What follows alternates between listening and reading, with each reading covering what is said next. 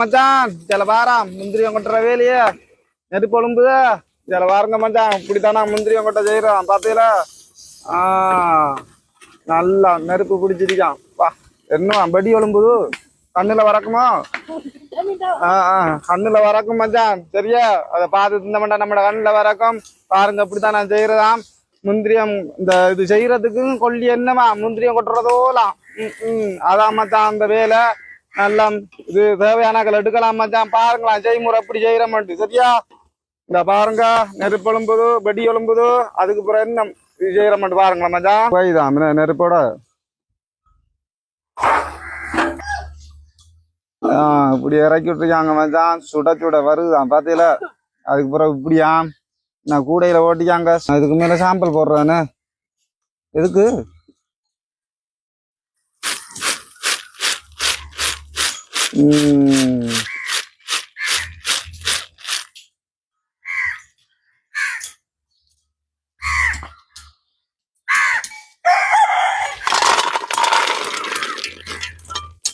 குளிக்க இருக்கு வேலை.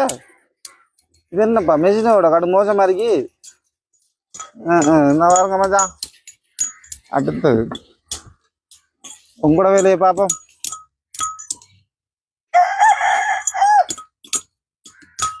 அப்போ விட்டே நம்ம முழிச்சு அடுப்பு இல்லை பருப்பு மச்சான். பார்த்தீங்களா எப்படி தட்டுறாங்கண்டு. நல்ல மச்சான் அடுக்க அடுக்க பருப்பாத்தான் பிறகுதான். என்ன சாமான்டாப்பா அது சுத்தியல் மாதிரி ஒரு கம்பியா. என்ன வருது இல்லையா மீனே. அடுத்த ஒரு ஆள் இருக்கு மச்சான். அதையும் பார்ப்போம் சால பாருங்க. அடுத்த ஒரு ஆள் இருக்கு இதையும் பார்ப்போம். வெங்கட வேகத்தை பார்ப்போம். அதே மச்சான் சுத்தியல இதாலையும் ஆணி அடிக்கலாமே. ஆமாண்ணா கை விரல்லாம் கொஞ்சம் கஷ்டம் தானே.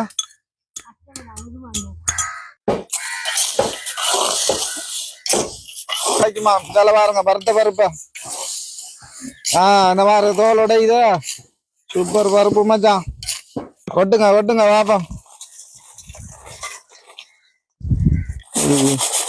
மண் அரிச்சு போட்டு தான் கொட்டணும் மீனு. வறுக்காத பருப்பு இது வறுத்த பருப்பு சரியா மச்சான். அண்ணா வறுவடுதான் உடைக்கிற தெரியுது.